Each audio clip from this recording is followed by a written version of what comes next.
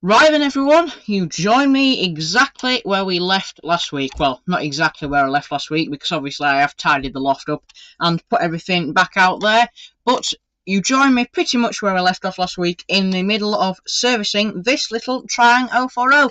So hello everyone, and a very warm welcome to you indeed, as you join me once again for another live stream from my channel, Hybrid Model Railway. Today's stream topic, as you can see by the text, is we're doing more servicing and maintenance. This is the second week of doing the servicing and maintenance streams. And if all the engines I want to fix aren't fixed by the end of today, then I will, as I said last week, fix them in my own time, because I don't want to bore you to death with a servicing stream 3 weeks in a row. So, because we're doing servicing, you won't, unfortunately, have the opportunity to put in your requests, because, obviously, too much faff. But, however, we will be live today until about 6 o'clock, so that's an hour and 40 minutes now. So we have plenty of time for the usual mishaps, explosions, etc., and banter with the live chat participants. So, to get this stream underway, the first thing we do to get the stream underway on my streams is to roll the intro. So, I shall do just that, and I will see you in about 12 seconds. Enjoy the stream, everyone.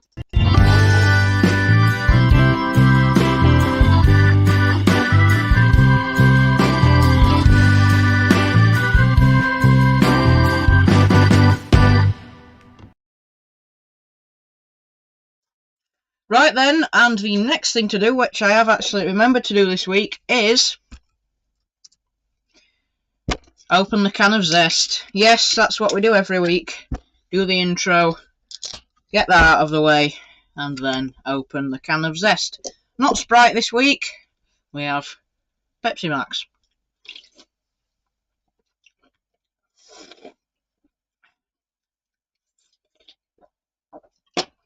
Over-exaggerated, if I can speak, over-exaggerated slurping noises. So one thing I do need to set up, which I forgot to do earlier, was to, if I can reach under my bench without showing my face, is to set up the power supply, and I have just realised I need more wires than that. I need 4.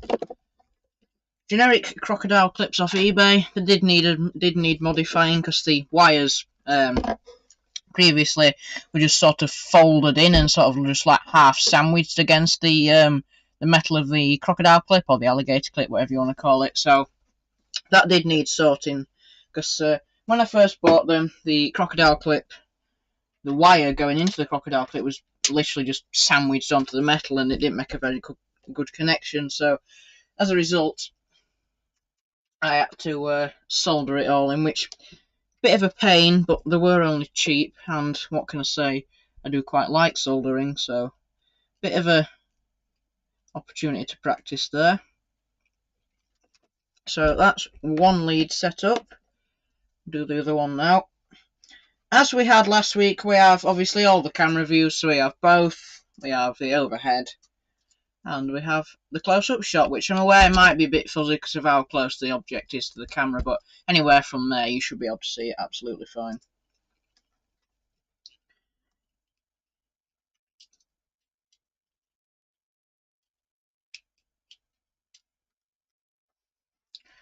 So there is our power supply. So those are ready for use. Let me just make sure it's whacked up fairly full. Yes, it is. So don't want to short them together now. Right, as always, because we're on OBS, I will just take a couple of seconds just to check the audio.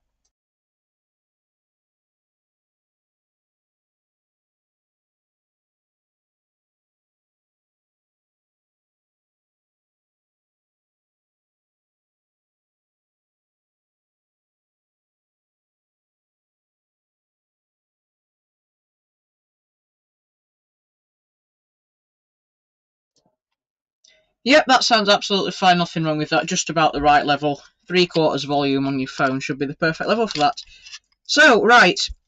Where we left off last week, we were servicing the 040. We'd finished Flying Scotsman, which is back in its drawer down here. And I can happily say it's been running absolutely beautifully throughout the time I've had the time I've had it running this week. Obviously, I haven't had it running for a video or anything like that, because that wasn't the theme of this week's video. Before I forget to tin the end of my iron, let's have a look. I'm going to tin the end of my iron so it's nice and shiny, because if I don't tin it and I just leave it on for nearly 2 hours stream, then, or more actually, because I come up to the loft before the stream starts, obviously, then, you know, it can get a bit crusty. So where we were last week is that the little Triang 040 down here was not playing ball. It was going absolutely fine in one direction, and then as soon as you spun it into another direction, it just wouldn't go. It had vibrated a bit, it'd get very, very warm, there'd be a spark or two, and it'd just sit there humming. So, this week we're going to try and sort that. I've had a little bit of an experiment with it throughout the week, just when I thought of an idea that might have been the problem. It's not the wire on here shorting on the axle. In fact, close up cam. It's not the red wire which you can just see there. It's not the red wire shorting on the axle down there, because there is the pickup plate down there. And I rotated it round with my fingers last week and rotated the motor around, and it doesn't seem to be binding on or anything like that. And everything seems to be nice and smooth. Everything seems to rotate very freely. So I'm not actually quite sure what's wrong with it. But just to check it hasn't magically fixed itself, like my Hornby Class 31 did. And yes, the announcement video is still to come on that.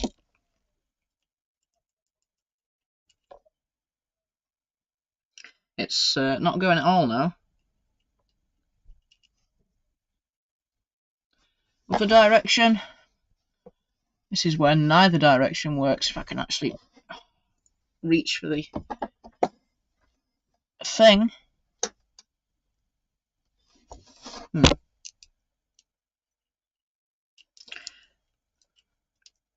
Oh, there we go.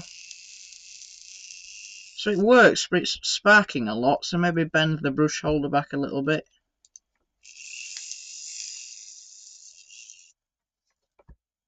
Yeah, we're not getting a good connection there. Let's try it onto there. If we just do it straight onto the chassis, maybe.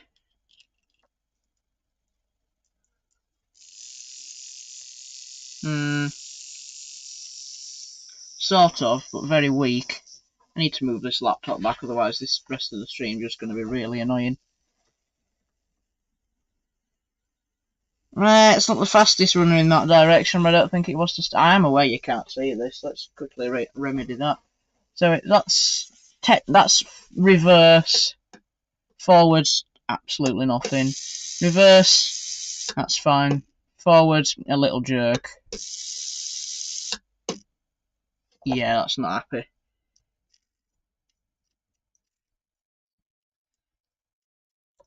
I mean, you might just say it needs running in, but, you know, when you buy a brand new Hornby engine out of the pack, it runs better than that, doesn't it?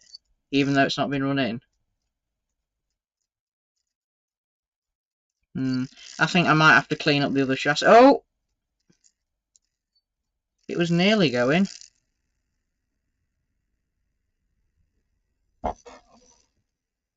So that's on full power and it's barely moving. I can hear something screeching though, which doesn't happen in the other direction. So maybe that suggests a bearing needs to be oiled.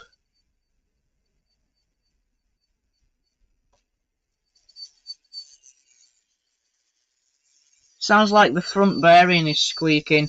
Let's just try that in reverse again. That's fine. Forwards? No, nothing.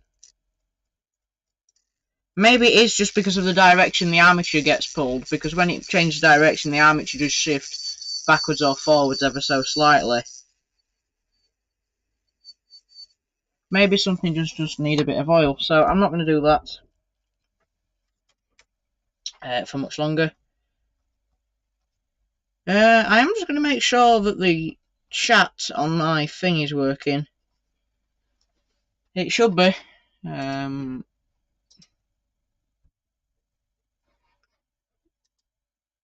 No, I think it is working. I'm sure somebody would have emailed me by now if it wasn't working. There are 3 people in the stream, so thank you to those 3 people. The chat just must not be active. I don't think we've had problems with chat not coming on before. But, ow. Anyway. Yeah, that's quite hot. So we're going to add some oil. Not that oil. That oil. Going to add some oil to the front bearing and see if that makes a difference. So it may just be that something's getting a little bit hotter than it should be. A little bit on the back. And we'll spin that round. A tiny little bit. And we will see how that goes. So, clip onto there. Clip onto there. And nothing. Not even a spark. Oh, because the power's not on for a start. I need to stop turning that off. Still nothing.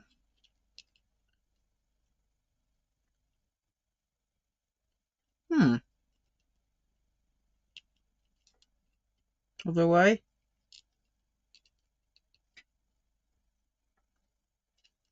I don't suppose I've turned it all the way down, have I?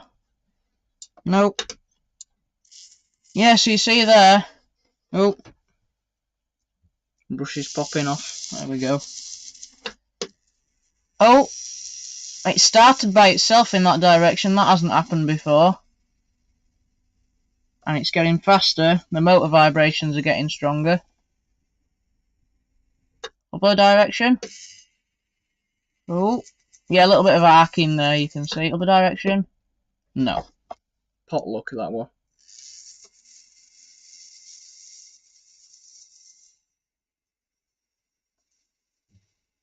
So what I think I'm going to do is bend the brushes onto the commutator.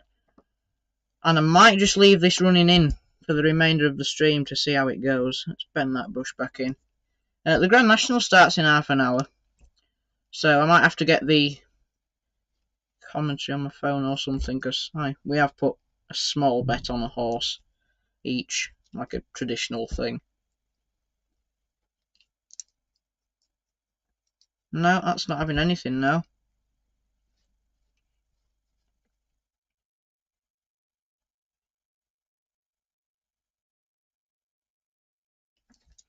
Do I put the clip on the wrong way around again? I think I've put the clip on the wrong way around. Let's get the power back on.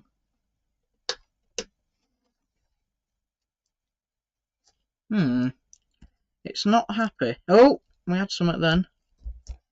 Maybe bent too far back now. I might actually just be able to clip that to this down here. Yeah.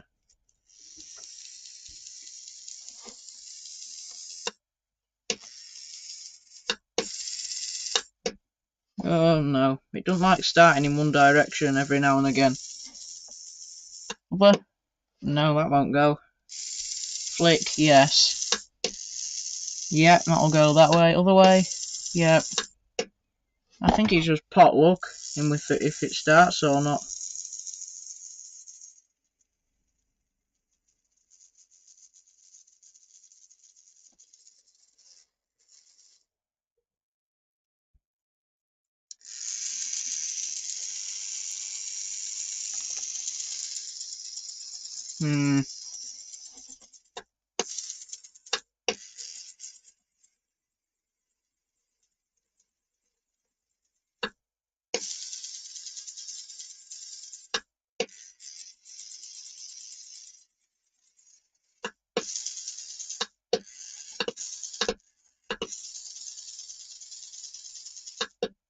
No, you see, every now and again it just don't like it.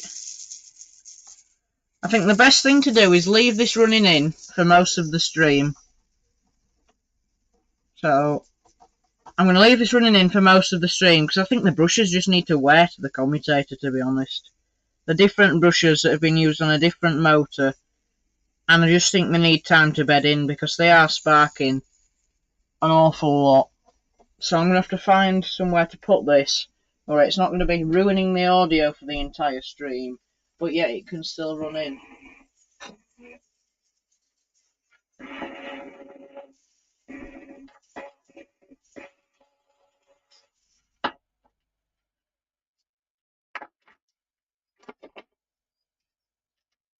Just give me a moment and I will get a sponge or a piece of towel to rest it on so it's not vibrating the entire wood boards, because if it does that, it's going to be really, really annoying. Not just for me trying to service things, but for people trying to watch as well.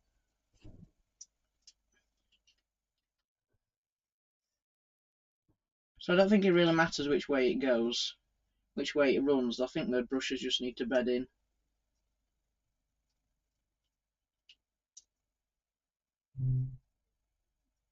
It's not liking that way. Let's try the other way.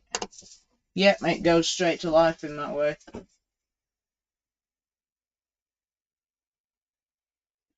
So I will turn the voltage down, or turn the power down a little bit, just so it's not completely obliterating the audio.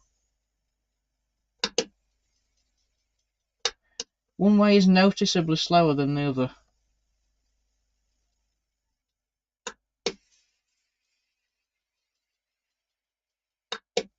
It will go in either direction quite consistently, backwards and forwards, but just sometimes it stops.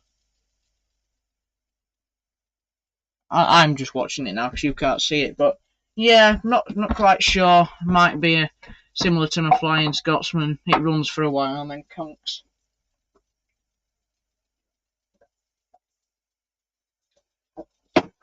Anyway, next on the servicing list is my Great Western 040, or the Marklin engine.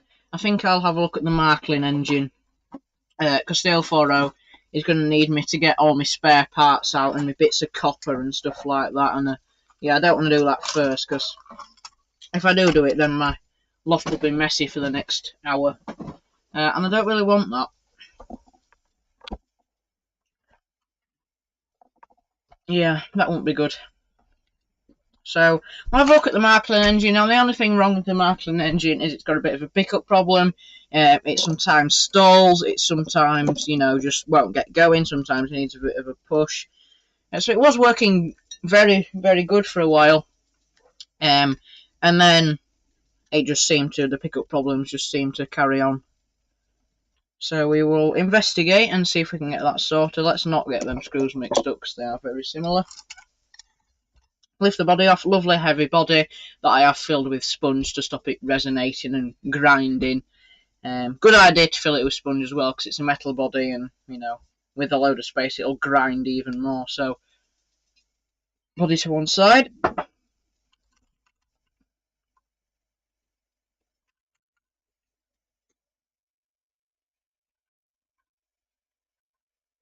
I've just noticed that one of the brush springs isn't aligned properly.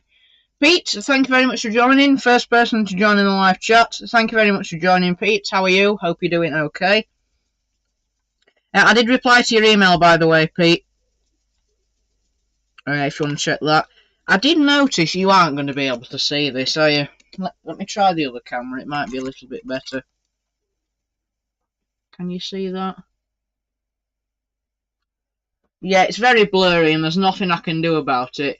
But I think you can just about make out that in the brush there is a little slot where a tiny little spring sits into that slot. So I don't know if you can see that, but there's a tiny little spring that goes into a slot in the brush, and the line of the spring has to line up with the slot in the brush, so that the line in the brush sort of slots into the slot like that. So you've got the line, then the hole, and then the brush spring sort of sits into the hole, and that's what pushes the brush down. Well, that wasn't happening. It was sort of all skewish, so the wire was trying to enter the hole like that, and it wasn't working. You're not going to be able to see it on here because it's so fine, but you might just be able to see a little spring going into two holes there, where one of them was misaligned and one of them wasn't in the hole properly. So I think just with a rotate with a screwdriver in the slot of the brush, We can get that to line up. One of them is just like a roll of copper, and one of them is an actual brush. Pete says he's good, thanks. Good to hear, Pete. I'm not doing too bad myself, so good to hear that you're okay as well. I think I need a small screwdriver. I've just noticed in the background that the engine that's running in has got a lot quieter, so that's good.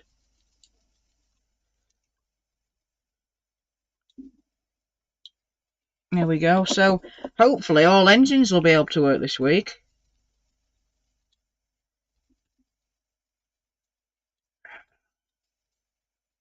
This is very fiddly. There's no chance you're going to see this on camera because I can barely see it myself.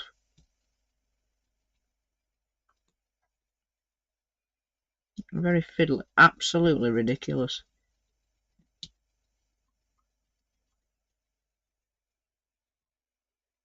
Hey? Where's that gone? I mean, it's so small I can't even see it myself, so you've got literally no chance. There's a little spring there. It's not touching the brush, and that's really, really annoying. And looking at it now, it's bent. I'll have to bend it back with my fingers into some sort of shape, because it is so small.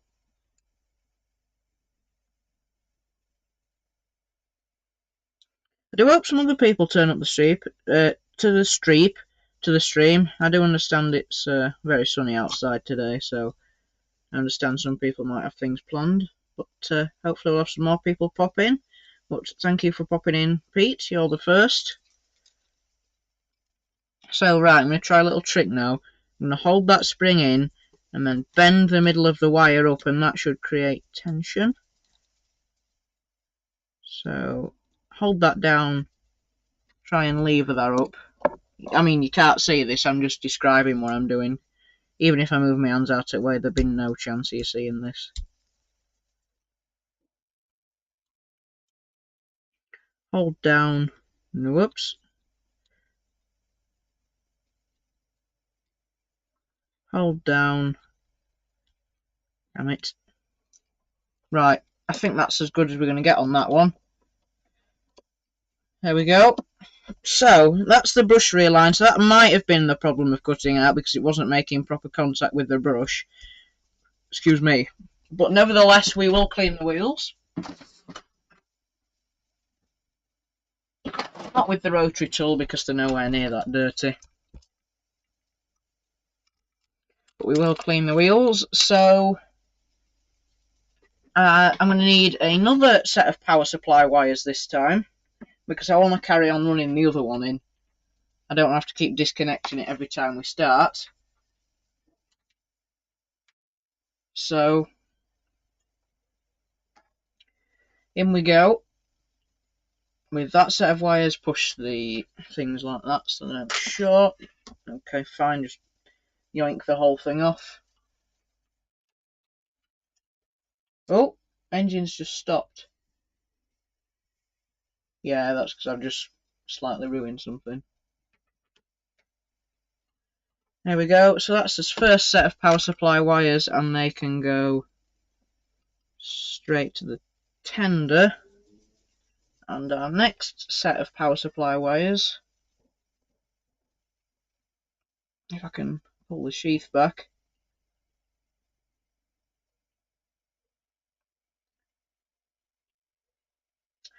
Pete says, okay, thanks, George. I'll reply soon or after your stream. That's fine, Pete. As I say, it's kind of my responsibility to make sure that engine keeps running, seeing as I sold it to you. But it didn't really have any problems with derailing on my layouts, even over my tight point work. So, but it must be something simple.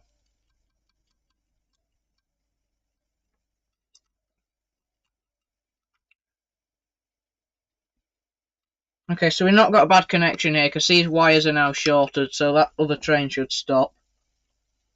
So we're not getting a good connection there.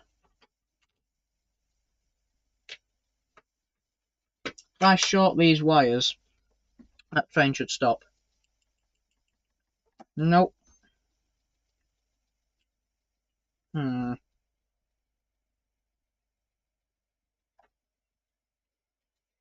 these the only... These will be the wires I haven't soldered yet. Oh, come on.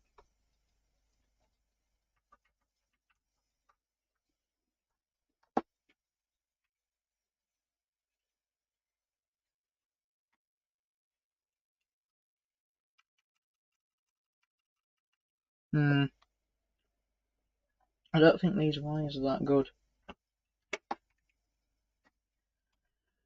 I don't really want to have to use my batteries because I don't like my batteries. They're not beefy enough. Let's give them a go. In fact, I've got the perfect thing for this. I'm in a bit thick here. I've literally built a power tester and I'm not even using it. That is thick. So I've got my little power tester I use for my track. I'll clip it onto the leads and see if we get anything. Nope, we're not getting any power from these leads. Do we get power here? No. Do we get power here? No. Do we get power halfway down these leads? Let's check. No. So that suggests that these leads are dodgy.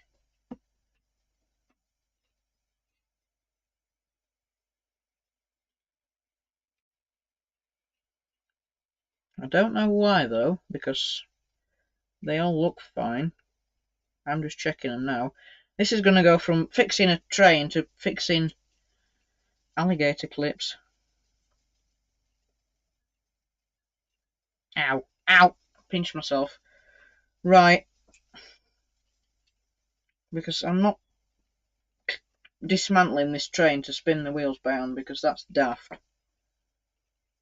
Let's try with some of my other... Oh, I haven't got any more other... I haven't got any other wires. Right, so I'll have to build it and test it at each stage.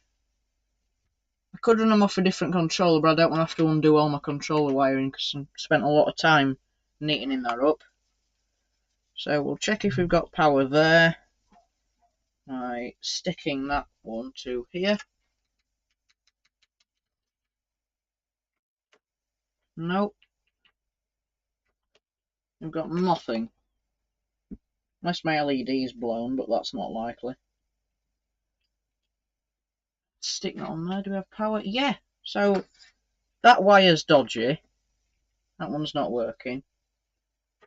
It's a bit annoying considering I need all wires to work. Does this one work?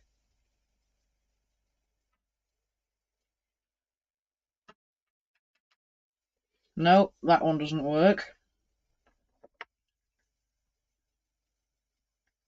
Does this one work? Yes, that one works. Let's check this one again.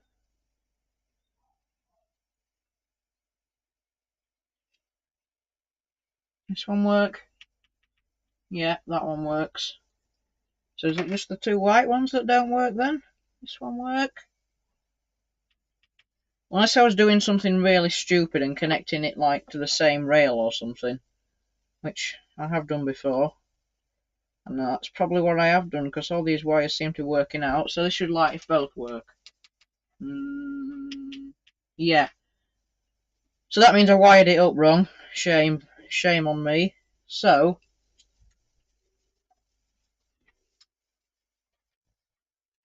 if I connect that one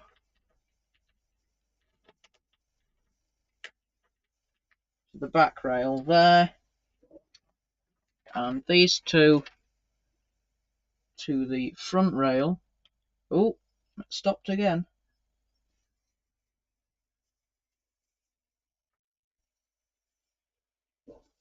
Seems to stop every time I clip something on it. It must just be like vibrations or something disturbing the other one.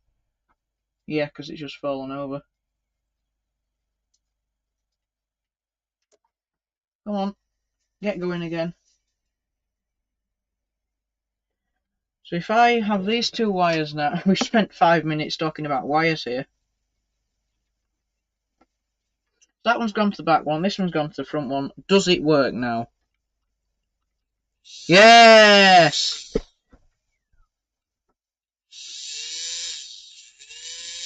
I wired the circuit up wrong, which is a bit silly considering it's not that difficult. Must have just not been having a good connection or something. So I'll turn it down so it's not racing away, which means the 040 will also slow down. But we'll now get cleaning these, so might get some oil on this as well. And that WD-40.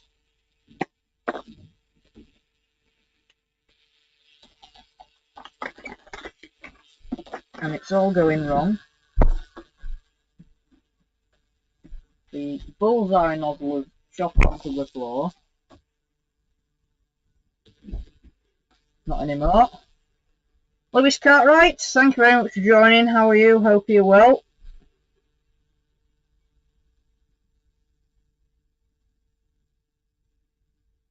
Right, we'll get cleaning. No time to waste. Except when there is. That's cotton bud with WD-40 on. Not going to clean the traction tyre ones with a wet cotton bud. I will just clean them at the end of a dry cotton bud to get any rubber residue off. No need to clean the backs of the flanges on these. A, because they're pretty shiny, and B, that's not how this engine picks up power.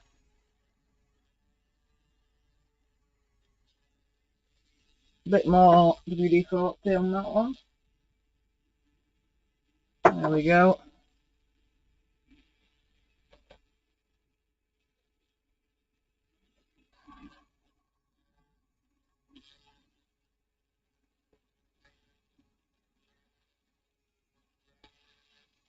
Two traction tyres is this Loco.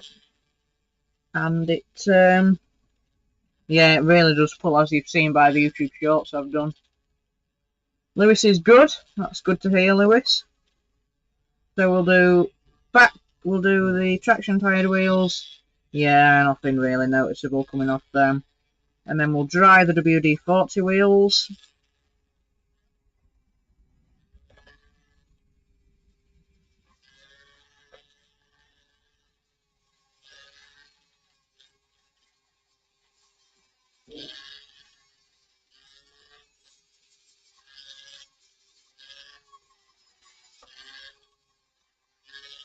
So those wheels are fairly clean. The pony truck wheels are fairly clean as well. So that's okay.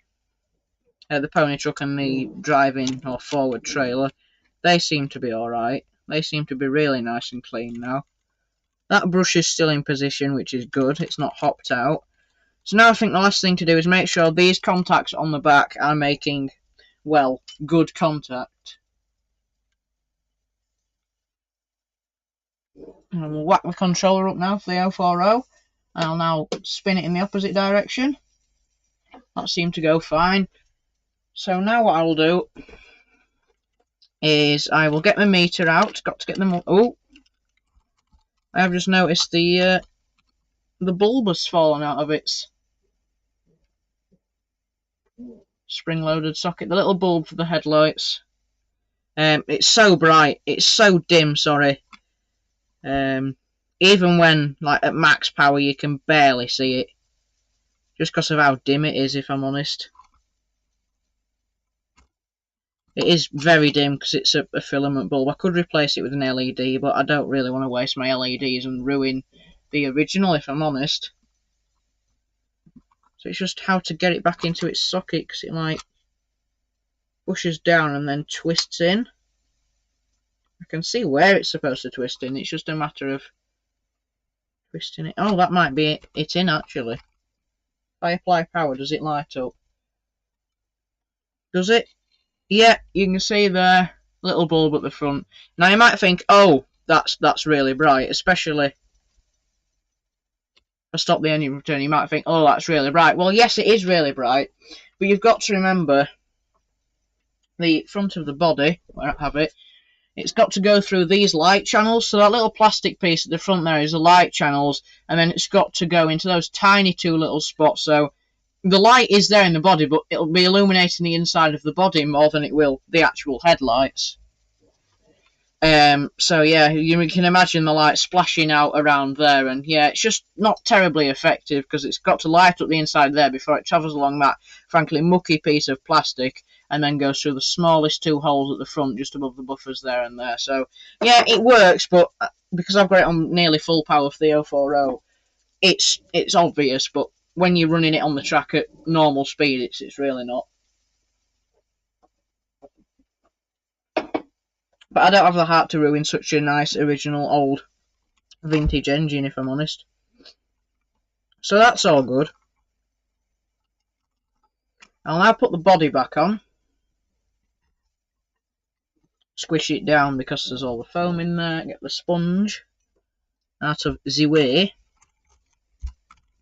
And I believe this body just sort of like smooshes down over everything. There's no actual way of getting it or locating it or clipping it back on. It's just slap it on the top and see how it is.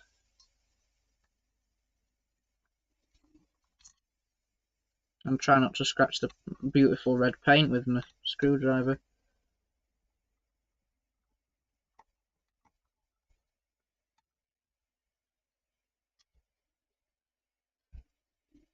There we are, so that body should be on nice and straight, which it is. We're not jammed anything because I can still spin the wheels by hand. Don't try this on an engine you don't know how it on an engine that you don't know how it works, because if it's got a worm gear and you force it, you could break it. This one hasn't got a worm gear on it because it's like the Hornby Ringfield mechanisms. I believe Hornby stole their Ringfield mechanism idea off a German manufacturer. I think it was Fleischmann. Is that how you say it? Fleischmann, like Fleshman, but not. And I think they tried to sue him over it, but didn't succeed or something. But I think they nicked the idea off a German manufacturer.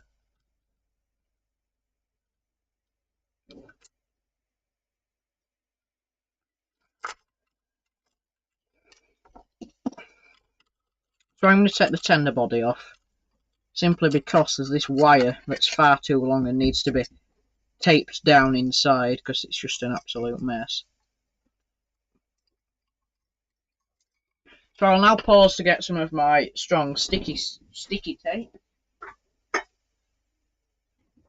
This stuff, I would use electrical tape, but it's just not sticky enough, unfortunately, for what I need. So I'll try and cut a little square off this to hold that wire down. Good stuff is this tape. It's what we used for sealing all the gaps in the insulation around the loft. Clunk. So we need a fair bit of room for it. So we'll connect the tender up. And we'll give it quite a bit of room. So that wants to go under there roughly, like that. Pull that tight, get that located in there. And say we want it about there, give it a little bit of slack. And slap it on there. Because I'm sick of it coming loose, that wire. So now, got plenty of room and the wire's not dangling all over the place. Wonderful. Tender body back on. And boo-boo. I've made a massive boo-boo. I covered up the hole for the tender with it. Yes. Don't do that. That's not a good idea. So we can't have it anywhere near there. I wonder if I can stick it to there. Although I am conscious of the fact that a pivoting drawbar is there. But no, that still seems to move fine. And in fact, the pony truck does most of the pivoting anyway, so that looks okay. Could have sworn that were a class 47 on then. So I do get a lot of train horns up in the loft. Went to see a train this morning. Went to see Clun Castle, number 7029. That is C-L-U-N, Clun Castle. Lovely train. It was supposed to stop at the place I was going to, but unfortunately it didn't. It was supposed to stop for water, but it stopped somewhere else further down from where I was, further after the station for water. So instead of it stopping for a good half an hour to pick up some water, it decided to stop somewhere else, which is a bit of a shame, but still managed to get a nice shot of it for you. So train spotting video coming shortly. So I've got a diesel rail tour I managed to catch as well. That was a quite nice one. And there is a bit of a story to that one, but I'm not going to reveal it to you because that would spoil the surprise. I need that sponge.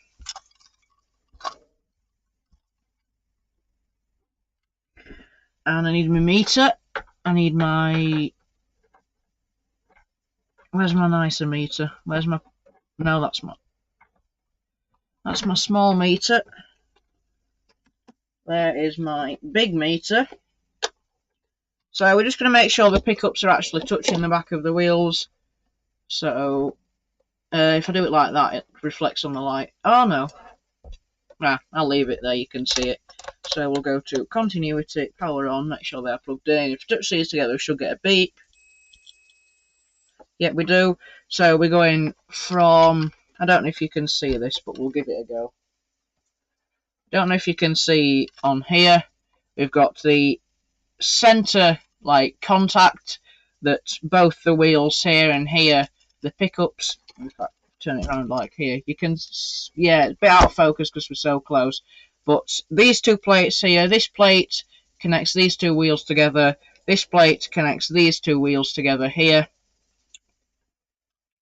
And this one has pickups going to these wheels over here. That goes to a pickup there. That goes to a pickup there, and that goes to a pickup there. So very similar in the way that Hornby tender drives pick up. One from one side and one from the other. So you can't see what I'm testing, but I'll just make sure that all the pickups are connecting. So first wheel to center contact. Rotate the wheel a little bit each time. I will do it with the wheel pulled furthest towards me, so it's least likely to make a connection. So that seems a little bit intermittent.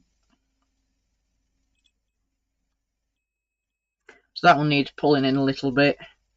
We'll go for this one now. That's okay. Rotate, that's okay. Rotate, that's okay. Rotate, that's okay. That one's okay, so there's nothing wrong with that one. So we'll try this one now. That's okay. That's okay. That's okay. Bit dodgy there, so that one needs a look at.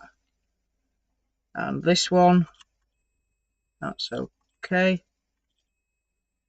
That's okay.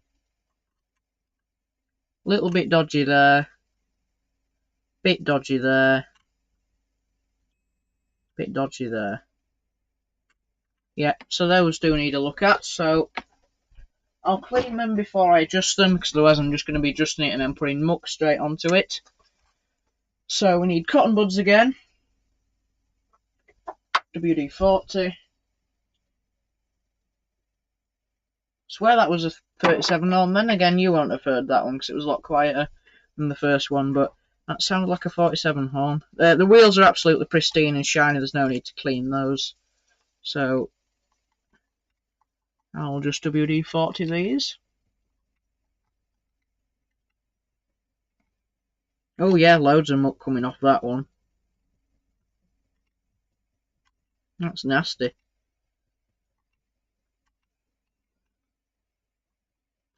I can't really test this because none of my other controls are plugged in, and the control that's running in the 040 is the only one that is plugged in and running.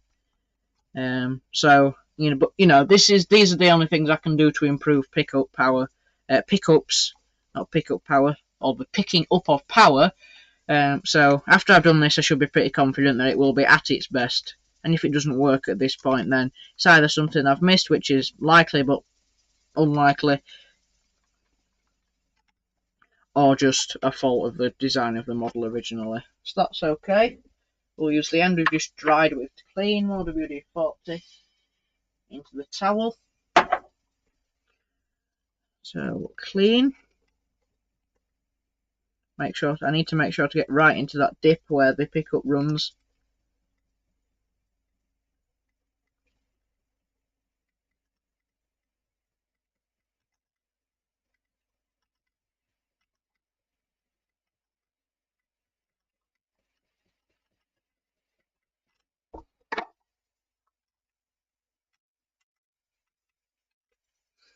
That one didn't seem so bad actually. Oh, I just knocked the camera. So we'll dry that one.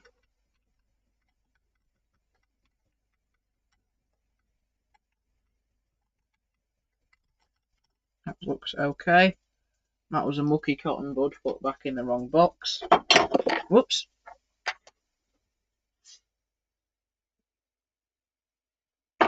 Oh dear. I've just squirted WD all over the Triang engine. That's not good. Let me mop some of that up before it makes its way onto the commutator, because that's not going to be a good thing.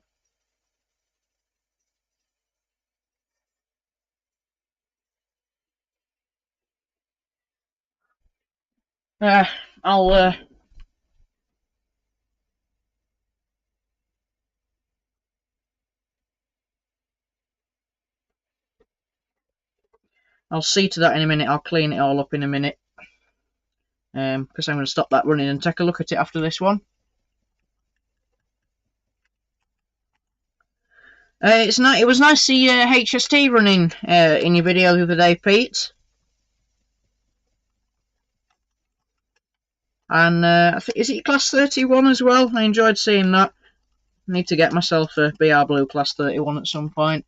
I'd probably well, not getting a Hornby on the Acura scale one, because the Acura scale one's 170 quid and the Hornby ones are at 217 quid. So I ain't paying that sort of money. I have to get myself a Hornby Ringfield one. So Hornby Ringfield diesels, well, the ones that I've serviced and the ones that I've had passing through my collection in my fix it up and sell it on eBay moments I've had in the past, such as the HST. I think I've had two HSTs, a 47. I've had quite a couple of engines like that come through here. Yeah, they definitely seem more reliable than my experience with Steam Hornby Ringfield tender drives. My Golden Eagle's just not happy. It needs a new tender chassis, because previously where I tried to separate the motor block out of the tender chassis, that warped the tender chassis even more than it was already warped. And because it was metal on plastic, they expanded and warped at different rates, so they just got absolutely stuck fast together and you couldn't really lever it out. So me trying to get it out was damaging it. I don't think it damaged it any more than sort of my annoyance to it when it wouldn't run properly without cutting out.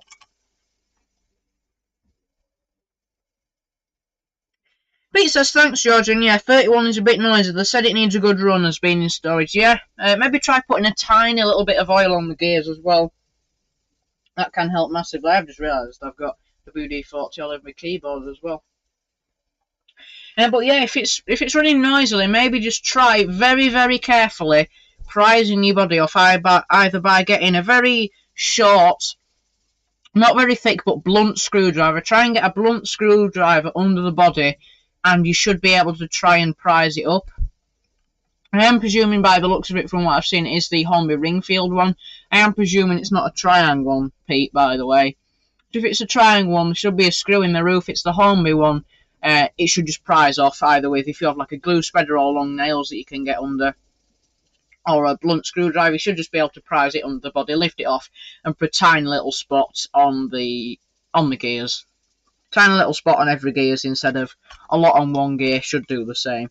If it indeed carries on running a little bit noisily. But a good run can equally fix it. I haven't oiled the 040 and it's already got quieter. I will just flip it in the other direction. Yeah, that's fine now.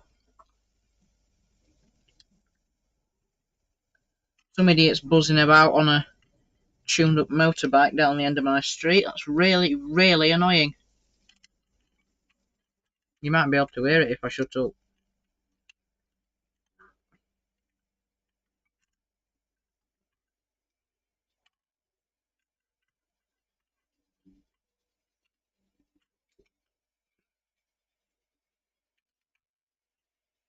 I think your problem with the 45 Pete might just be that the axle that, or the wheel that is popping up off the track, I think it might just be, it might just have slid a little bit way down the axle. So what I'd suggest is either try pushing one wheel closer to the other or pulling it further from another just with a screwdriver or two. And just experiment with it, because without measuring it, I don't know if the back-to-back's too far apart or too close together. So with the 45, with the, I can't remember what wheel it was because I don't think you've replied to my email yet, which is, as you said earlier, you are going to reply. But whichever wheel it is, if you just try gently holding it on one side and either squeezing it together or putting a screwdriver on the back of one and levering it against the other, then the wheel that is popping off the track, once you've tested it using the methods I suggested in my email, and once you've done that, once you've experimented and found the right back-to-back, so either if it's too tight, loosen it a bit, or if it's too loose, tighten it a bit, you should be able to, by brief experimentation and 20 minutes of your time, you should be able to find out the best back-to-back for that engine. It might have just slipped out of alignment, because that is an old engine.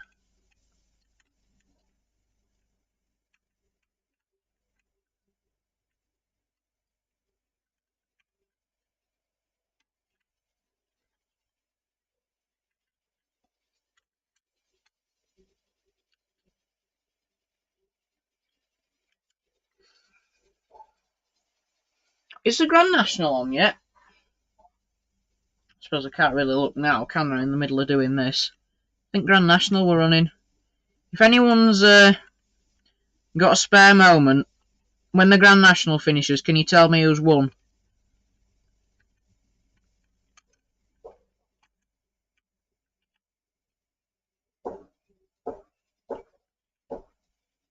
So I would like to know. I can't remember how long the Grand National is.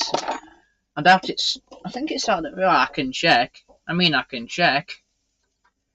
When does the Grand National start? This is me Googling. Oh, yeah, Saturday, thanks. What time does the Grand National... 5:15. Oh, 1 minute to go then. Grand National live stream. Oh, I'm a Pete. I'll lean back a little bit. Sorry. I don't think you'll have seen much. Hopefully.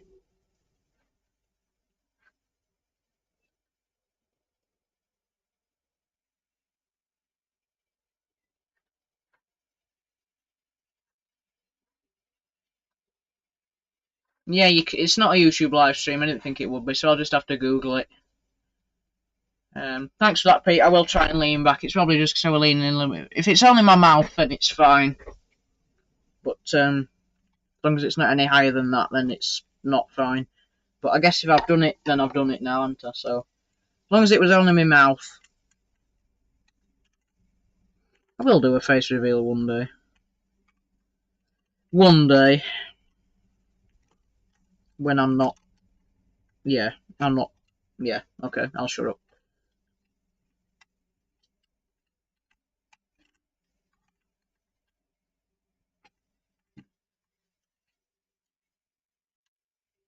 These pickups are very, very spindly. That one still isn't making contact. Definitely not now. Not in that position. That one looks fine. That one looks fine. That one looks not fine.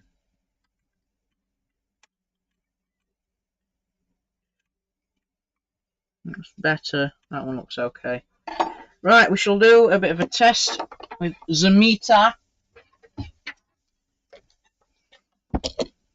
Quick test. Yeah, that's fine. So, middle to outer. Ah, crap.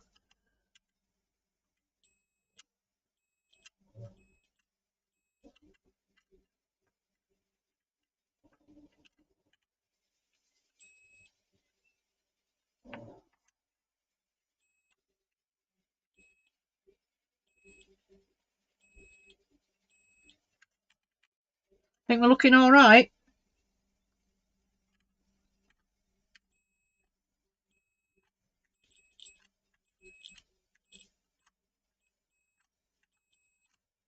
I have got 5 in the stream, so that's good. More than I expected for a sunny day. And my neighbour's decided to start, well, say my neighbour, one of my neighbours has decided to start mowing his lawn. Great neighbour. I'm just kidding. It's probably not even my neighbour. It's not close. It doesn't sound close enough to be my neighbour. Hello, neighbour. That's a video game. A horror video game, actually. I think. Some of the more game knowledgeable kids will be able to tell me. I don't play many games. I haven't even been on my Xbox for ages, to be honest. Making videos and all that. I went on it yesterday to film a video. And today to waste a bit of time before my stream, but other than that, I don't go on it very much. This is not making good contact. This is taking longer than anticipated. That should be as good as that one's going to get now. So we'll check on the 040 in a second.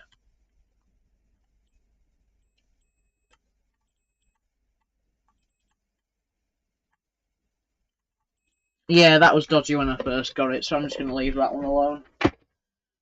So, power supply wires, let's give it a whirl. So we'll stick it onto that wheel and there. That goes just on one pickup. That goes on another pickup. That goes on one pickup.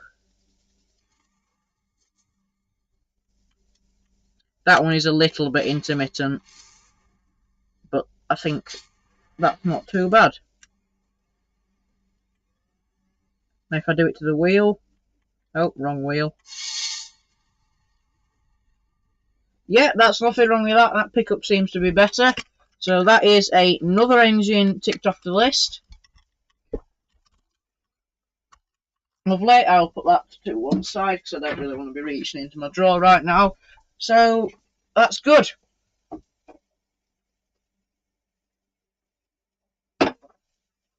Right then. Let's take a look at this annoying little person over here.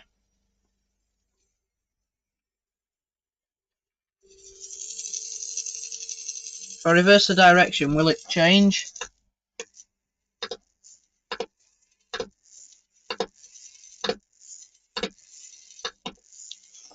Yeah, we are having much less sparks on the commutator now. In fact, hardly any. You are always going to get some sparks on a circular commutator like that, no matter if it's a 1970s motor or if it's a 2022 motor.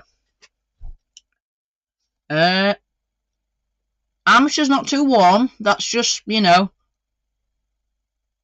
say not even hand warmer warm. So that is good.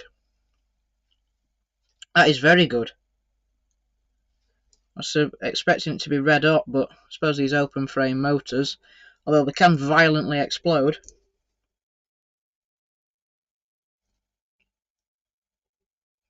When they do go wrong. Just to check it's not a fluke, I will put it on the track and see how it does when it's got some resistance on its wheels.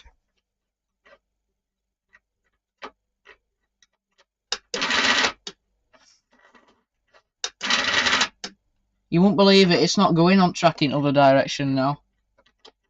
It's barely moving.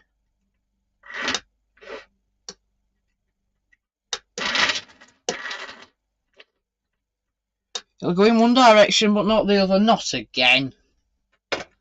Must be having a laugh.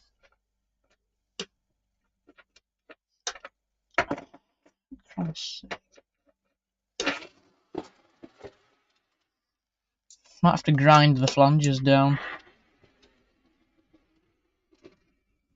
Oh, hang on a minute.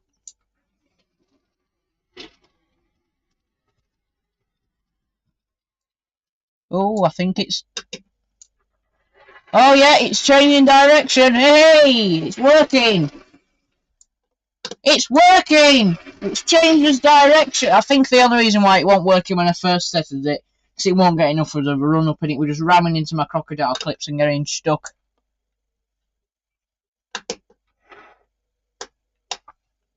It's not perfectly consistent because it's only got 4 pickups, but... And it's on a particularly new ballasted bit of track that I haven't quite cleaned up yet. But I think it's working, guys. It's going around my track alright.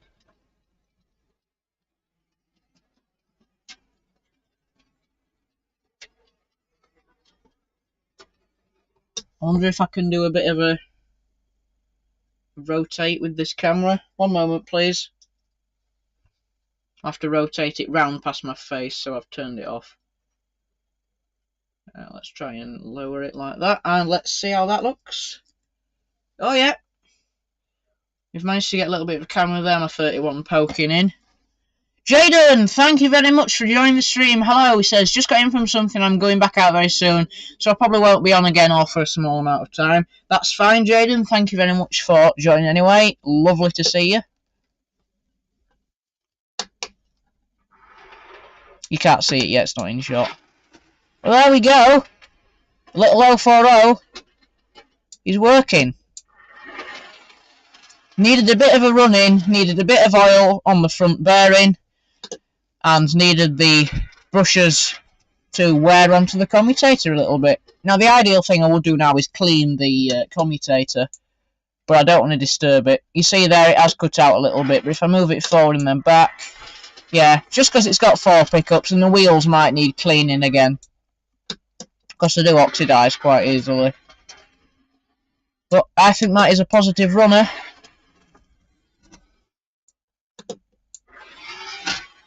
Will it do a slow speed? Not quite. Let's give it a little bit of a boost. Ah, that's not too bad for a little old engine. Yeah, that wasn't bad for a little XO4. XO3 this actually, but same difference. Yeah, that's not too bad.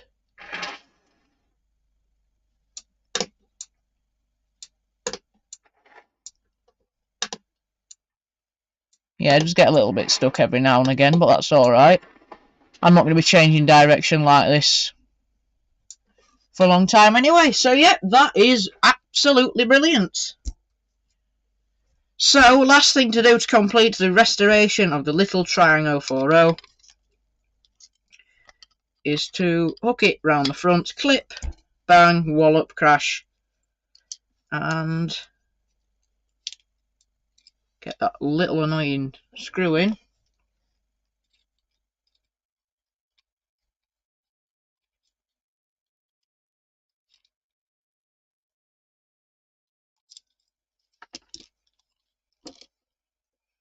Jaden says he's good.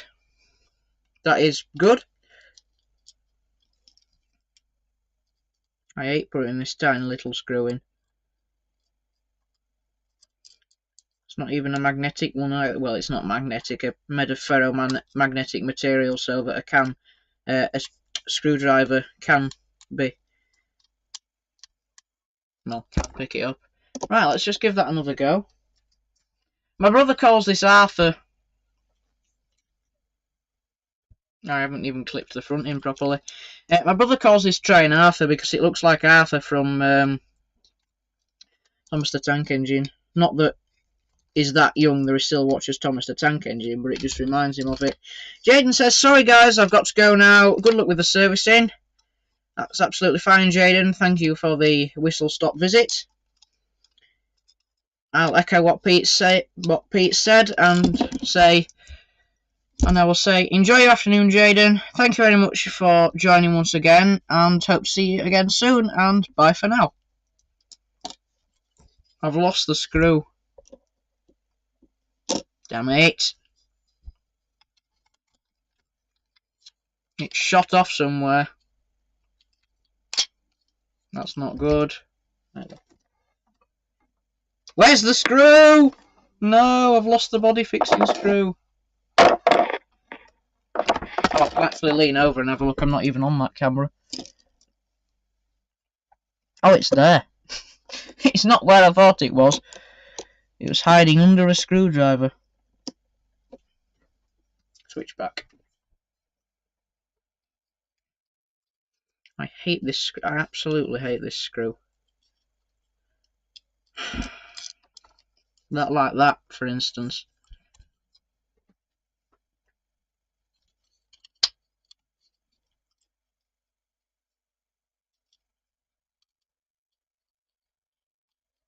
And you can't locate it in the hole properly.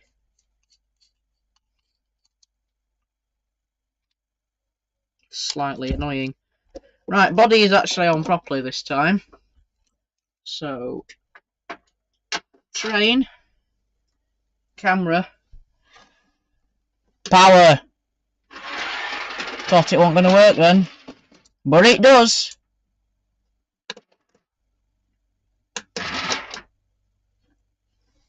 I think.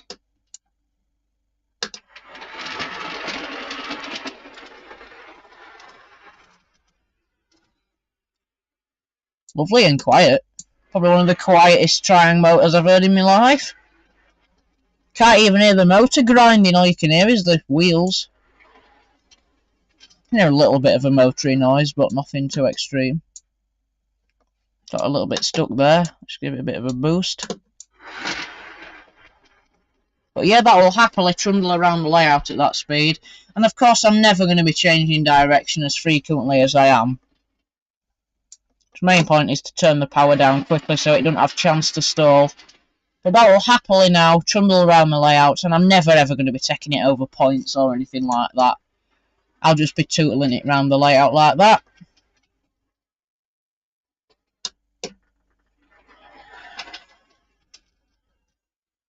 So that's all good. So what I can do now is I can pop the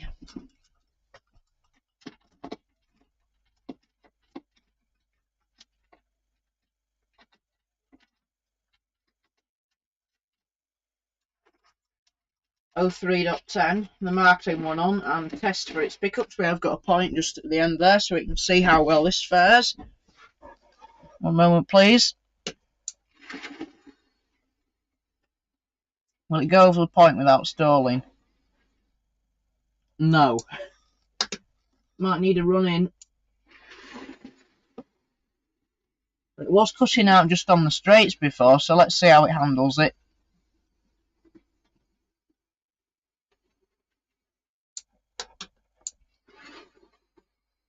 Let's see if it'll go over the point now.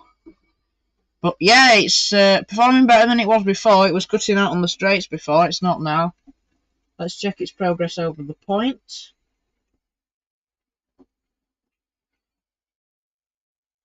Now, is that cut out, or is it just ballast? Well, we can test that by doing it backwards. Let's see. No, it was just a bit of stone that got in the way. So yeah. Yeah, I didn't hear it cut out when it went over there, so that's fine.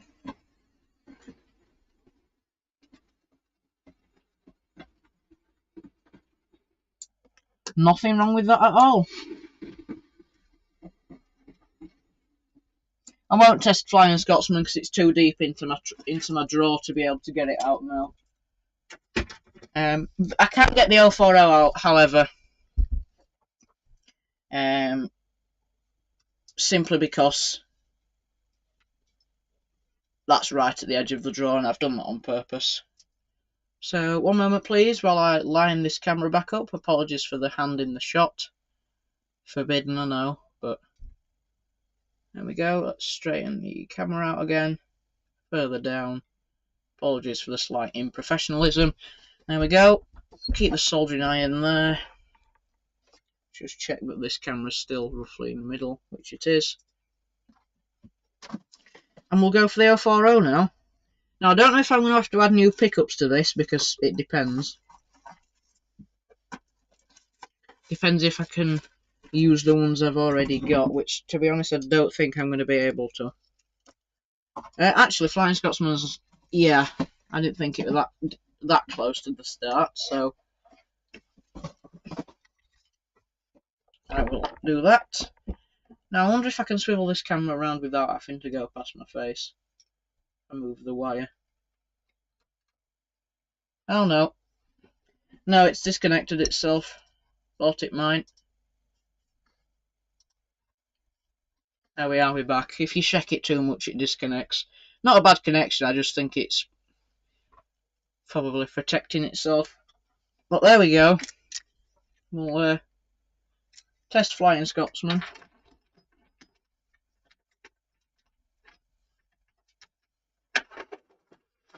Hopefully this works, otherwise it's going to be really embarrassing if it doesn't.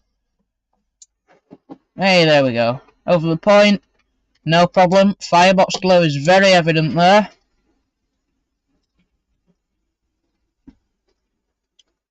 Wonderful.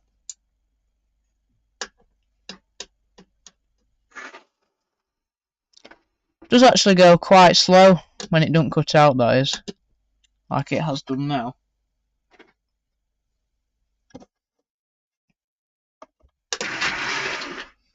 If you do go too slow, it does get a bit of going. But I think that's about as slow as it'll go, which, not too bad, I must say. You can do a decent station stop.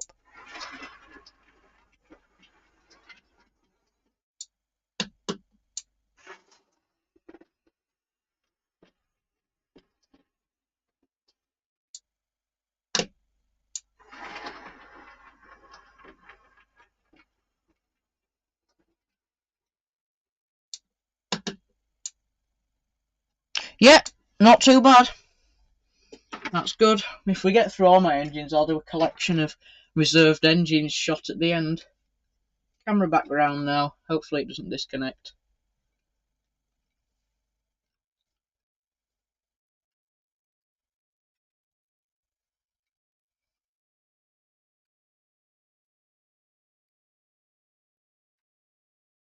Lovely, I think we're roughly back where we were before. Smashing! I'll do a quick Google to see who won the Grand National, because it's been 20 minutes since it started. I'm not sure it normally lasts much longer than that. Grand National Winners 2022.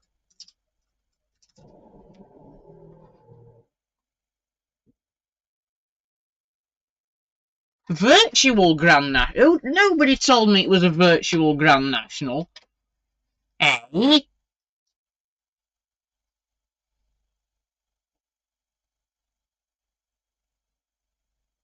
Eh? Virtual Grand National? Still? Really? Oh, they just typed it up wrong. I bet they've typed... No, they haven't.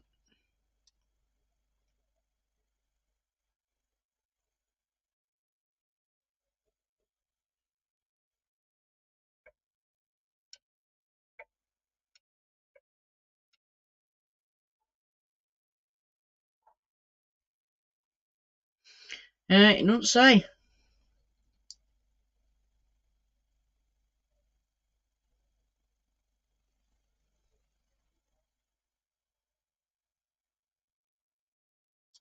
No, it's not.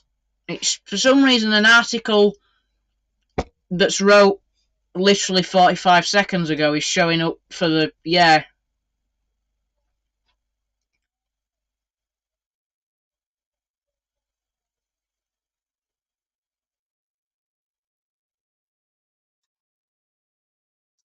I don't know why that's happened.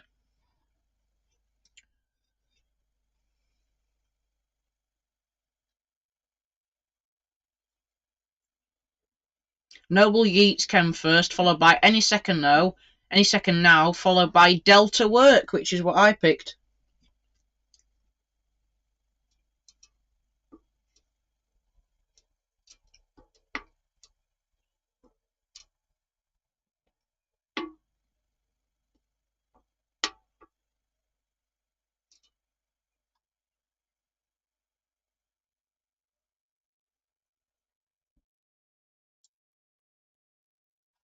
Yeah, Delta Work came third, which was the horse I picked. So basically what me and my family do, sorry if we're going a bit quiet there, I was reading. But basically what my family do is we all pick a horse that's got some tenuous links. So, for example, our old cat was called Fred, so I think one of my family picked the one that was like, one of my family members picked like Run Wild Fred, because his old cat used to be called Fred. I picked Delta Work. I was actually originally going to pick Chatham Street Lad because Chatham Railway Station and the Southeastern and Chatham Railway, the SECR. I was originally going to pick that, and then it decided not to run for one reason or another. So I ended up picking Delta Work, which is very tenuous, but a star delta or a delta configuration for a three-phase motor is basically how the motor's wired, and you know me, I like electronics and stuff. So that's why I picked that. So my horse came third. Do I get out from... And we put like a small bet of like £1 or £2 a horse on each year for the Grand National.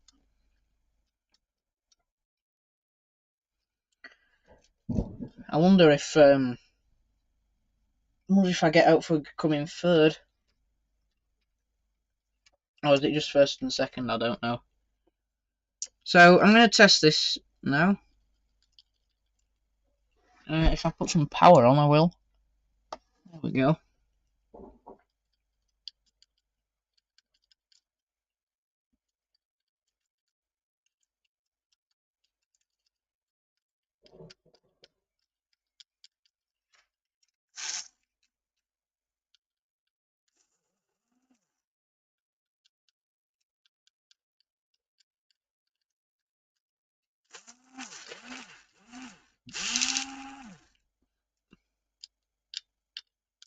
So one of the wires has come off this. So I think that needs resoldering. I've got to be quick. Soldering iron's gone grey again. I need to tin the end. I need to be quick because there is plastic underneath this wagon and it has been super glued down, and I do not want to sniff boiling super glue because, well, it stinks. And it's very carcinogenic.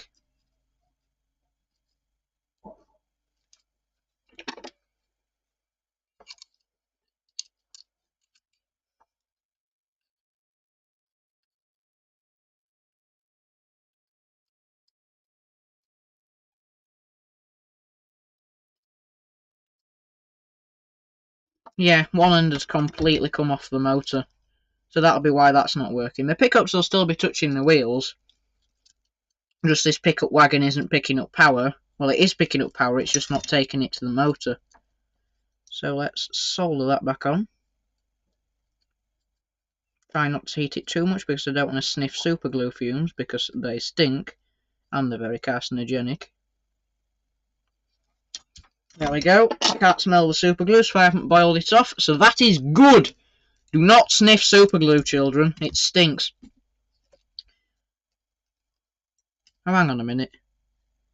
Oh no, that wire was joined to another wire. It's just me. Oh no, it wasn't. Oh yes, it was. Oh yes, it was actually joined to another wire. It's not me going. Well, it is me going loopy, but yes, but actually no.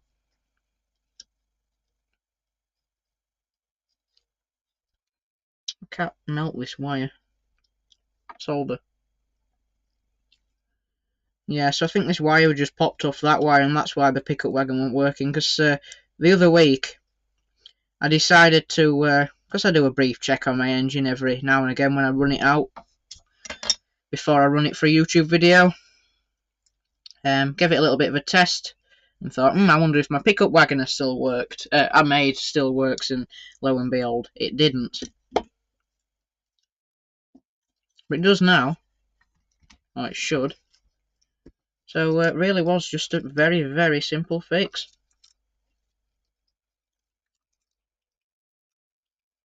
If my non-existent calculations are correct, this should work flawlessly now.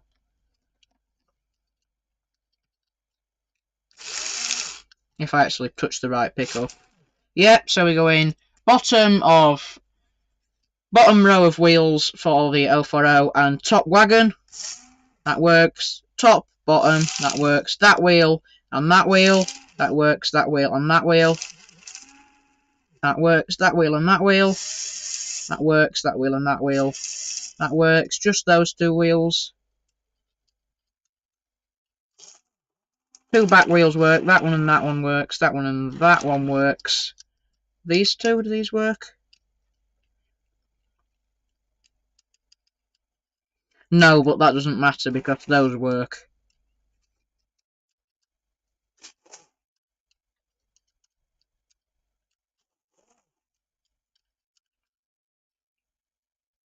Yeah, that will work when I've cleaned the wheels, which I haven't.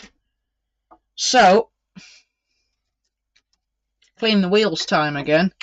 It doesn't have to be absolutely perfect continuity with the track, does that. Simply because, obviously, we've got... The only reason why I did this pickup wagon is because the Great Western 040 had problem going over points. Now, the Elizabeth one, the Lizzie one, the Queen Elizabeth 80, the purple 040 that came out in 2006 as part of the Hornby... is it Collector Club? Or, like... I think it was. Like when you join Hornby, like a year's membership, and you get like discounts on stuff. So that was in 2006, and that one works fine. The pickups on that are much better and much less flimsy than this one. And whereas on this one, it had problems going over points. It didn't really like it very much, and yeah, adding this pickup wagon really did help. It's very crude underneath, but on the top, it's nice and tidy. So yeah. We have obviously got pickups. We've got 4 pickups here and 4 pickups hopefully in here. So if 1 or 2 of them are a bit dodgy, it doesn't matter because I did test when I put this together. If one of them does fail, does it still go over points all right? And it does.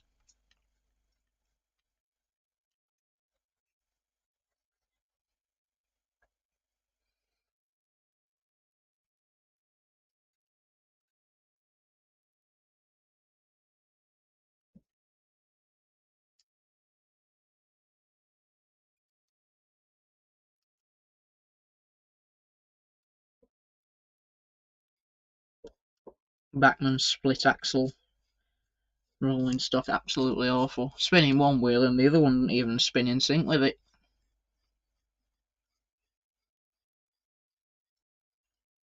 Bit poor.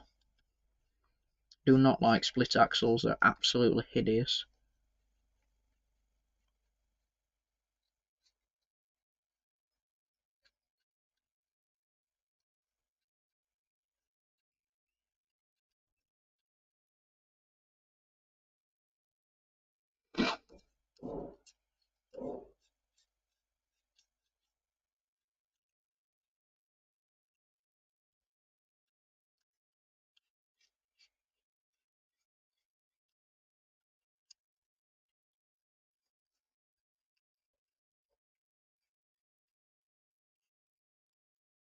Oh, my chin's appearing on shot.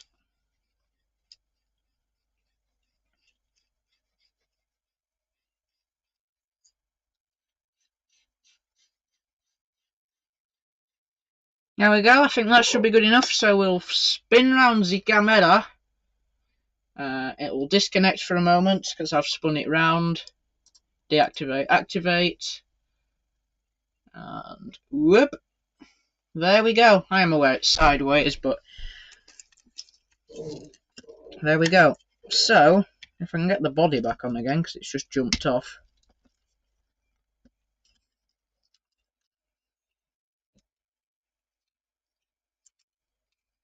Oh, that's why the body's popped off, because I haven't put the coupling hook back in the slot.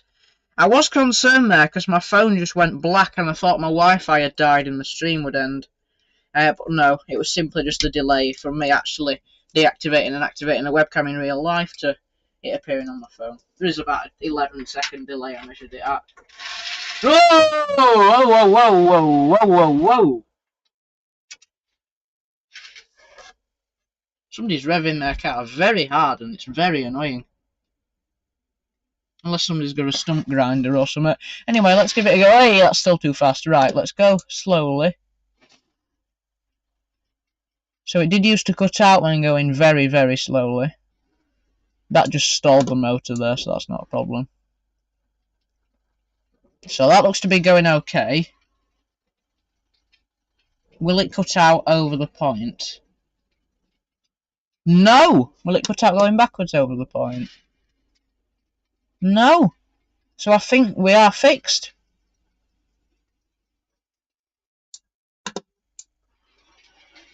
Now, if I hold down the wagon and lift this up, does it still run? You can't see that, can you?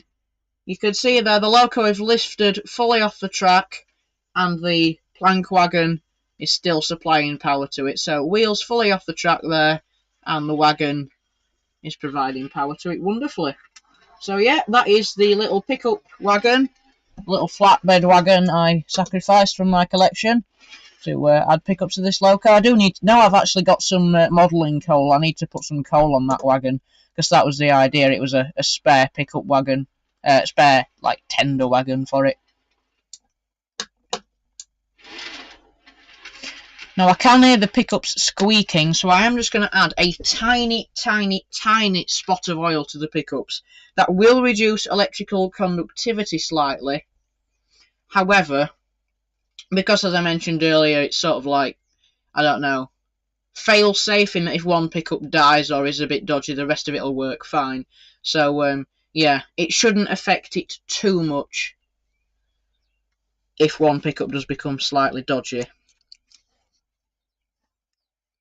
So I'm going to use my oiling pen for this.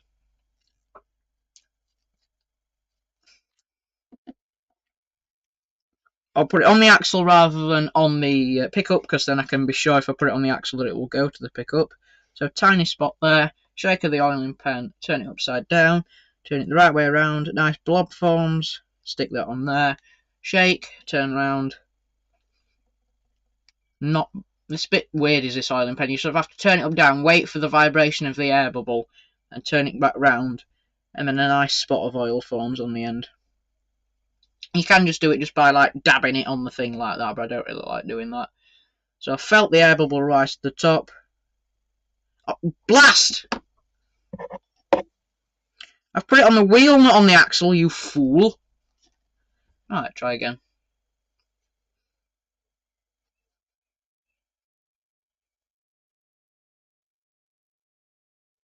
Blob of oil there. Onto the axle. And that should calm those pickups down. So we'll give it a bit of a spin.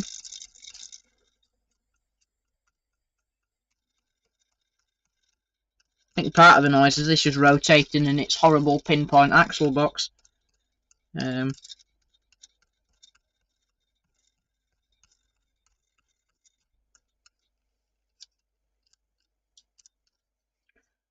not that the pinpoint axle boxes are horrible, it's just the fact that it's a bit loose on this one. And also because it's touching... Oh, god damn it. I've just pulled the super glue off. Trying to sort that.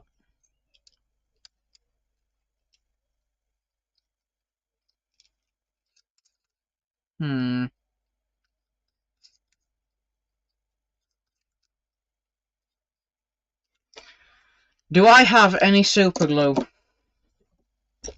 I'm not using hot glue because it's too messy. Do I have any super glue? Any usable super glue?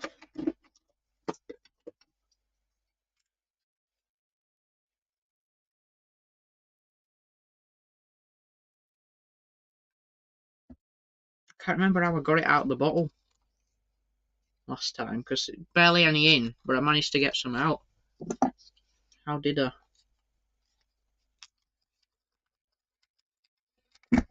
Oh, I remember. I unscrewed the top and just stuck it like a cocktail stick in.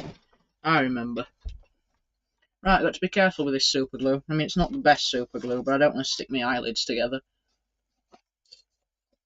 So we'll get a cotton bud, we will chop the end off, snip, and I'll stick it into the super glue.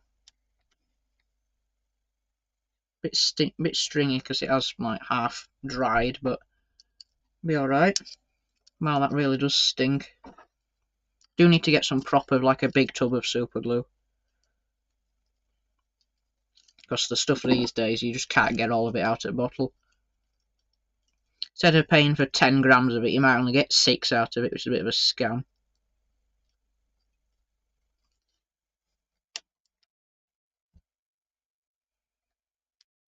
Probably after its best before date is the super glue, but we'll give it a go. Screw the top back on. In we go. Reposition the workbench, and hopefully this will manage to stick down with any luck, although knowing my luck it won't.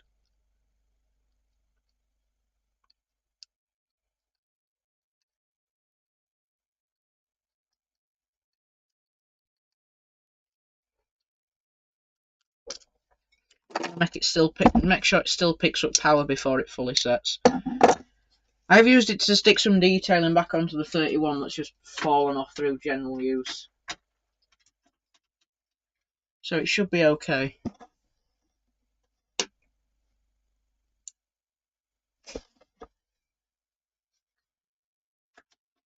Now the train is not moving at all. Oh, it is now.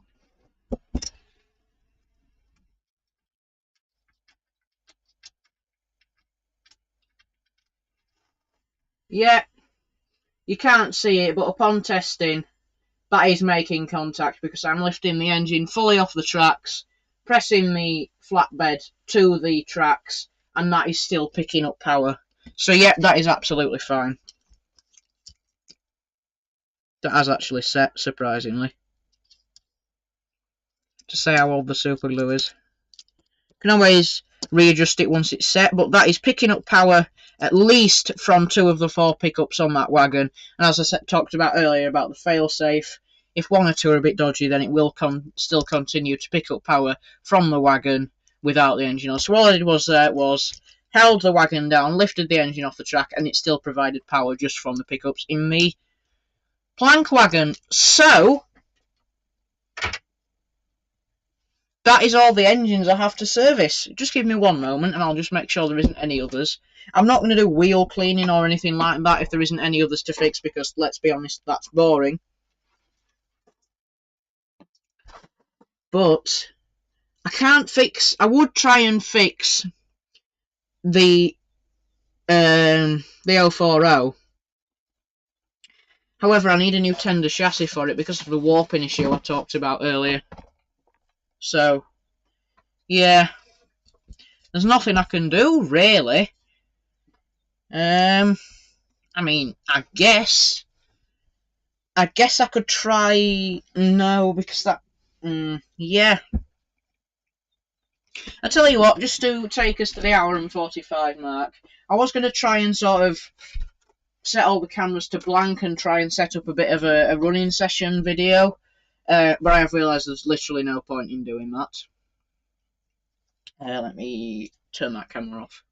I was going to try and do like a bit of a running session video and try and get, you know, some cameras set up for the last 10 minutes to like do a little bit of a running session with the engines I've got. Then I realised I'd only be able to run 3 of the 4 at once anyway. So what I'll do is I'll just quickly chuck these cameras on the layout like this.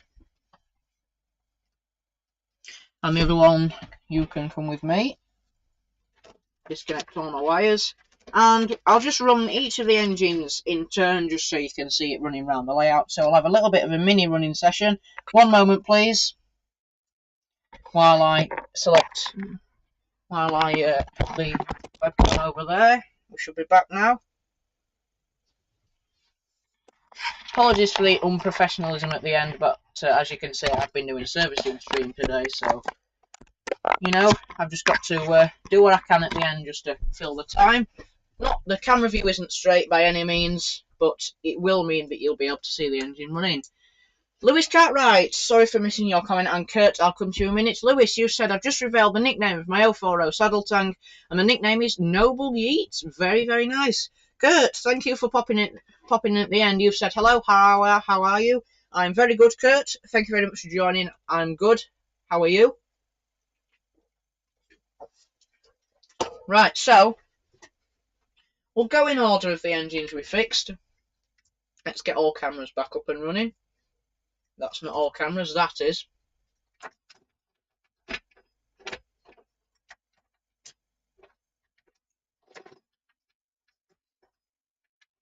So there we go. We'll have a little bit of a tiny little bit of a running session now, just so you can see each train working again. Because I didn't want to end the stream like 10 minutes short. Kurt says he's ill. Oh, sorry to hear that, Kurt. Hope you get better soon. Have you got cold or the dreaded Roni or what? But here we go, Flying Scotsman with realistic chuffing sound. You should be able to pick up the chuffing sound quite easily now, because this is the camera over here that is the microphone, because obviously I'm not wearing a headset because I'm servicing it and just getting in the way.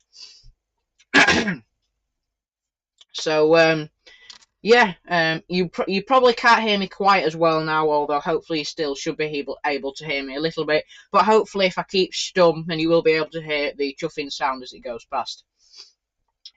Kurt says no, it's not COVID, and Lewis says he'll do a proper video of Midland Railway number 895 Noble Yeats running my layout. Very nice. Maybe you could even get a custom like H-metal nameplate made and add it. Maybe, just a suggestion. Well, here we go. I shall keep stum and let you listen to the sights. Well, I'll let you see the sights and listen to the sounds of the, well, restored Flying Scotsman. Here we go.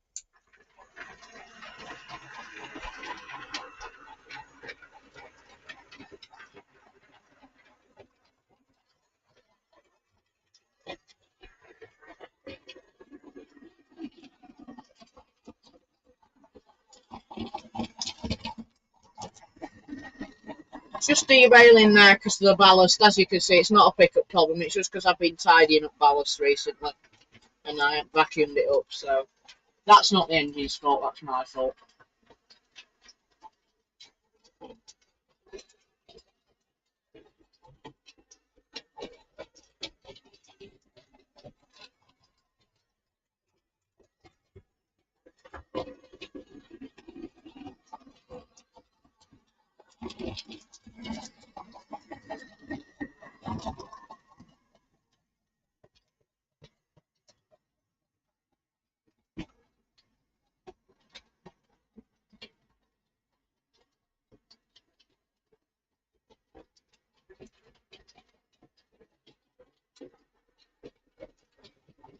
That's fine, Kurt. You can never be late on my streams. That's absolutely fine. I'll just echo what Pete says and say get well soon.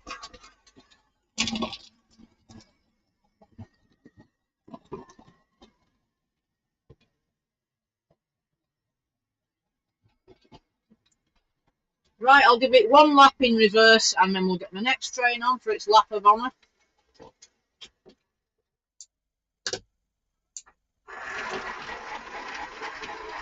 Not quieter in reverse.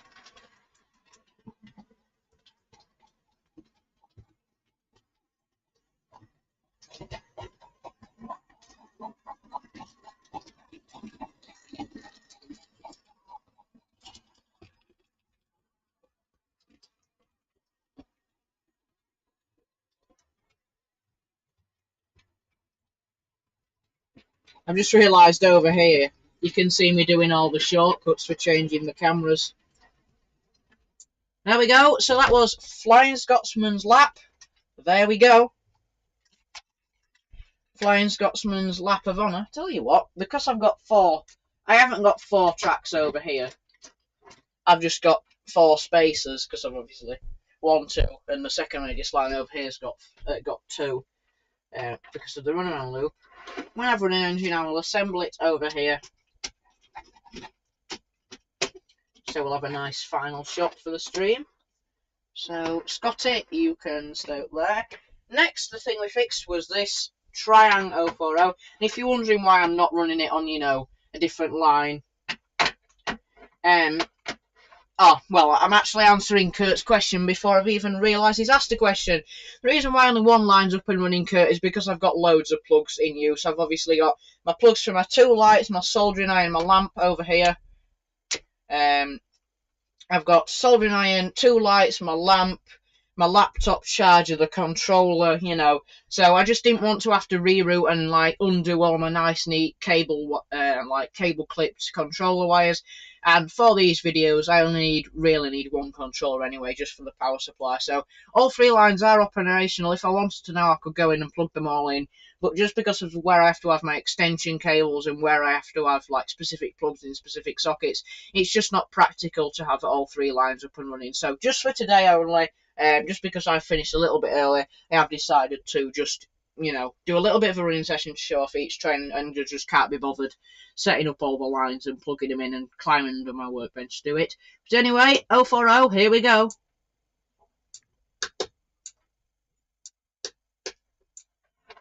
Needed a bit of a warm up there. There we go, here's the 040, everyone. Managed to not make as much of a mess this week, apart from this bird's nest of wires, but the 040 is working. Any jumps over here is just spare ballast I haven't cleaned up.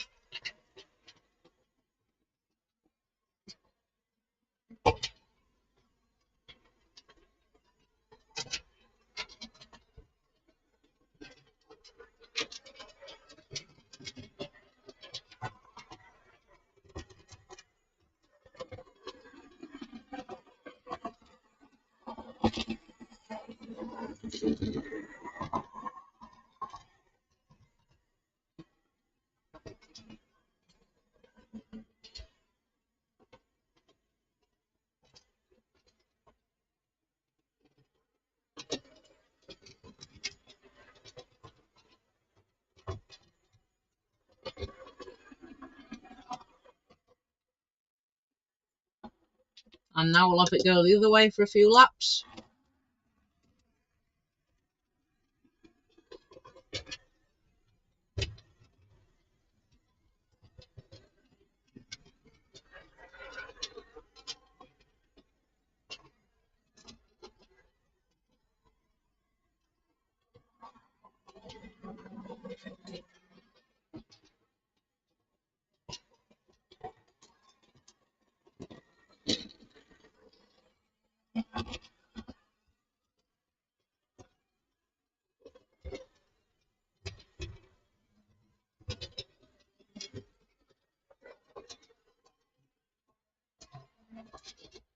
There we go, that was the little red LMS 040. Hey! 31 sneaking into shot. You can't be on shot. You're not. Well, you are a restored engine because you magically fix yourself being dismantled in a drawer for 3 months and then put back together, and then you magically went from a squealing rat into a purring cat. That was not meant to rhyme. But yeah, so 31 was in bits because I was so frustrated with it. I just gave up 3 months ago in December when it wasn't working. Couldn't be bothered.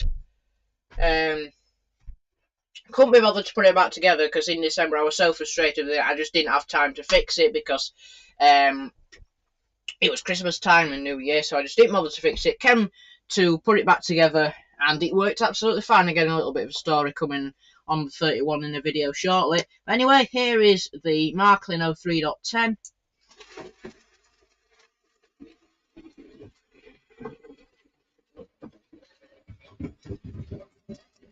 Very nice, Kurt. I've got mine there. Hashtag not sponsored.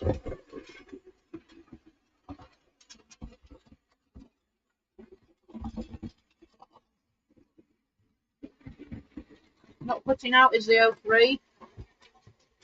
Not 10.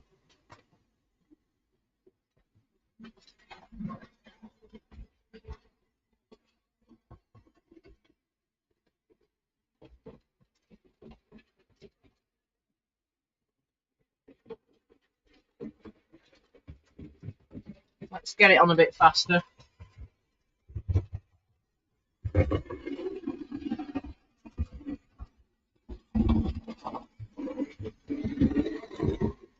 And in reverse now.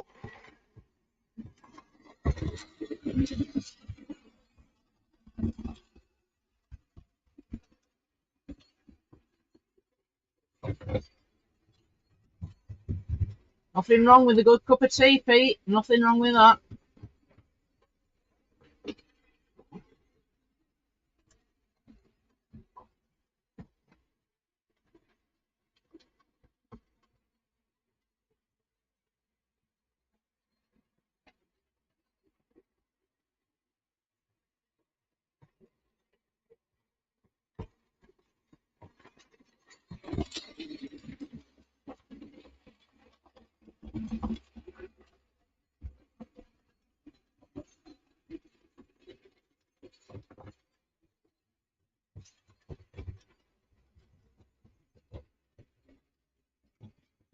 I'm gonna have to try and get it just so that 31's out of shot.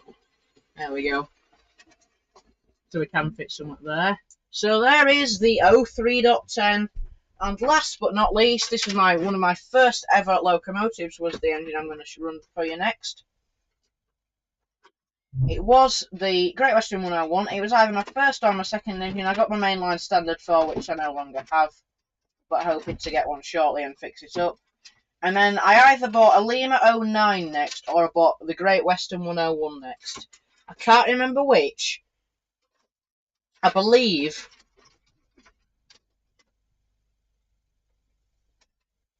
You know what, screw it. Let's just move the 31, stop being lazy. But I can't remember which, but...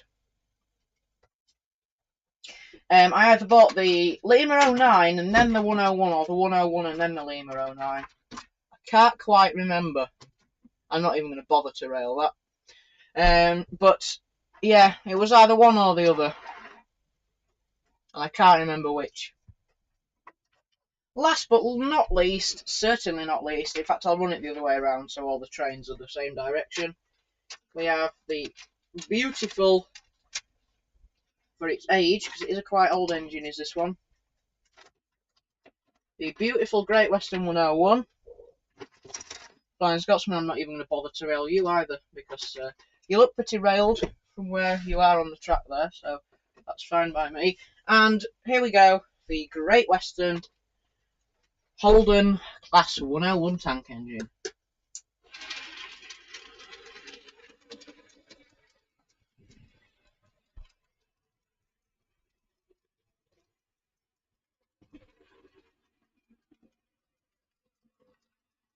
That is a tripod leg on the station camera, in case you're wondering.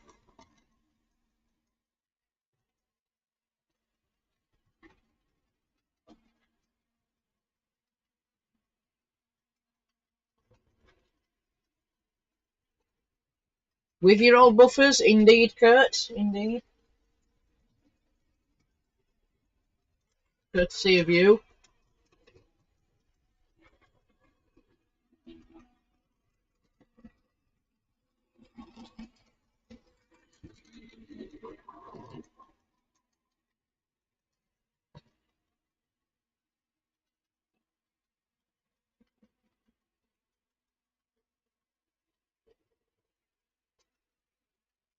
And forwards.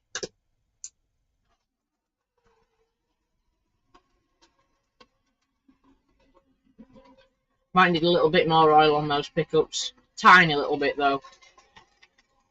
They are squeaking ever so slightly. But in the wrong direction, so that's fine.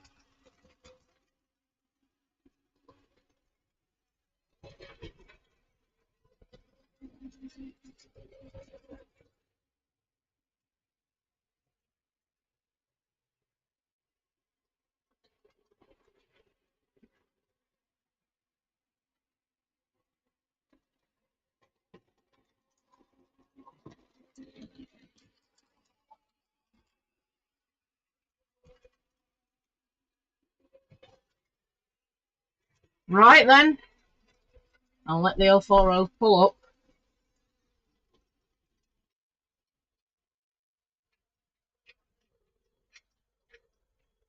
a wonderful slow stop.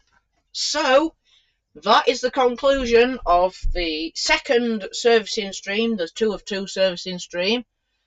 It was a good run. We got 4 engines fixed in 4 hours, which, yeah, 4 engines fixed in 4 hours, which is honestly quite good. But this one took about 20 minutes, that one took about 10 minutes, so that's 30 minutes. So these two between them took an hour and a half, so what's 45 minutes each for those two when it's averaged out. But obviously the 040 costs, well, they're probably actually roughly about the same.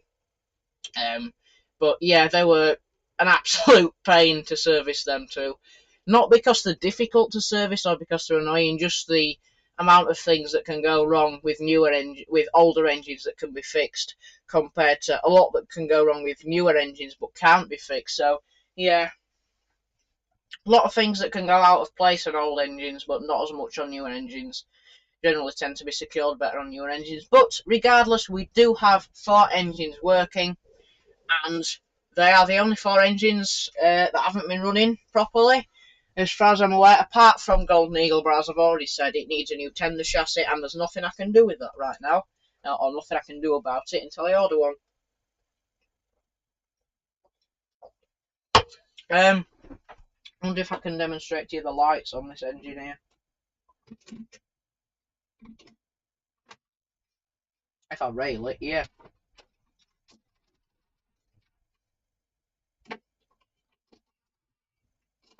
You're not even going to be able to see them. If I stick 2 9-volt batteries on, will you be able to see it? Probably not. I'm just trying to demonstrate the lights for you.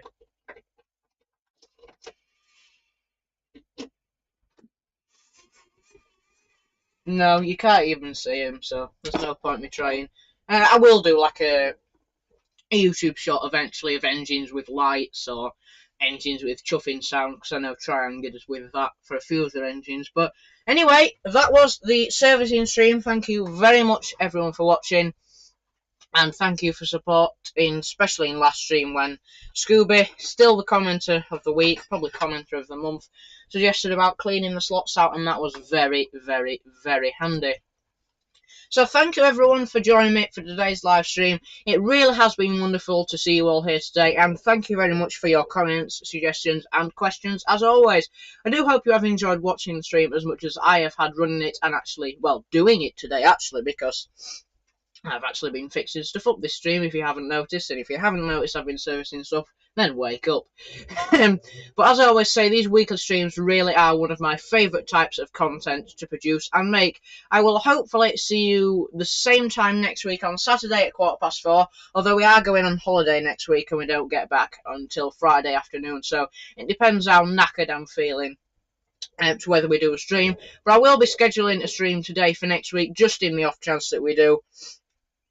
And in the off chance that, you know, I do feel, you know, not too tired, it might be a shorter one, it might only be an hour, 45 minutes, whatever, but I'll schedule it just in case, and if I do have to cancel it, then I'll put out a notice as soon as I can.